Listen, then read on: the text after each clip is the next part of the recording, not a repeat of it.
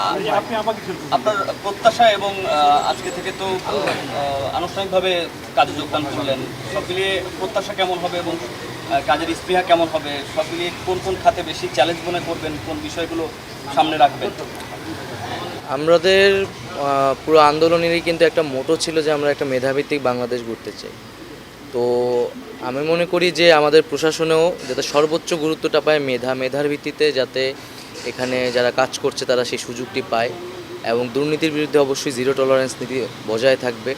এবং যেহেতু আইসিটি সেক্টরে আসলে তরুণদের কাজের একটা বড় সুযোগ আছে এবং বাংলাদেশে এই ধরনের তরুণ ব্যাপক সংখ্যায় আছেন, তাদের সাথে সেই সংযুক্তিটা আসলে প্রয়োজন। তাদের ক্রিয়েটিভ আইডিয়া এবং এখানে যারা অভিজ্ঞ আছে তাদের একটা সংযোগ ঘটানোর মাধ্যমে একটা তথ্য প্রযুক্তির যে বিপ্লব চলছে সেখানে বাংলাদেশকে নেতৃত্ব দিতে আমি মনে করি বাংলাদেশের তরুণ প্রজন্ম সক্ষম, শুধু প্রয়োজন তাদেরকে সেই সুযোগটি করে দেওয়া।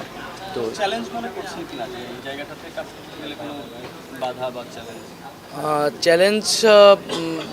চ্যালেঞ্জ তো অনেক ধরনের আছে, তবে আমরা আশাবাদী যে আসলে আমরা জনগণ যে আস্থার জায়গা থেকে আমাদেরকে প্রতিনিধিত্ব করতে পাঠিয়েছেন, আমরা সেটি যথাযথভাবে পালন করতে পারবো। একটা বিষয় একটু জানতে চাই, সেটা হচ্ছে দেখা গেছে যে আমরা সমালোচনা করেছি, আপনিও করেছেন, যে আগের সরকার বা দেখা গেছে কথায় কথায় ইন্টারনেট বন্ধ করে দেওয়া হয়। এটা তো বিশ্বব্যাপী খারাপভাবে দেখা হয়, বাণিজ্যিকভাবে ক্ষতি হয়, কিন্তু সরকারের একটা লক্ষ্য থাকে যে এটার কারণে প্রাণহানি হয়, সহিংসতা ছড়িয়ে যায়। তো সেক্ষেত্রে ইন্টারনেট যদি কখনো বন্ধ করতে হয়, আপনাদের কোনো ভিন্ন রকম পরিকল্পনা আছে? দেখুন, ইন্টারনেট ব্যবহারটা কিন্তু এটা একটা ডিজিটাল রাইটসে পরিণত হয়েছে, এটা একটা মানবাধিকারের বিষয়।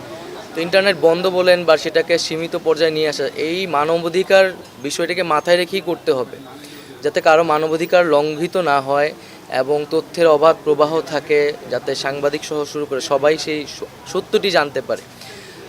তবে আমি আজকে চেষ্টা করব প্রথম দিনই যে গত আন্দোলনে যে ডিজিটাল ক্র্যাকডাউন আমরা বলেছি ইন্টারনেট বন্ধ করে, তার তদন্তের জন্য আজকে আমি ব্যবস্থা নেব যে কেন এই ঘটনাটি ঘটেছিল এবং কারা সেটার সাথে জড়িত ছিল।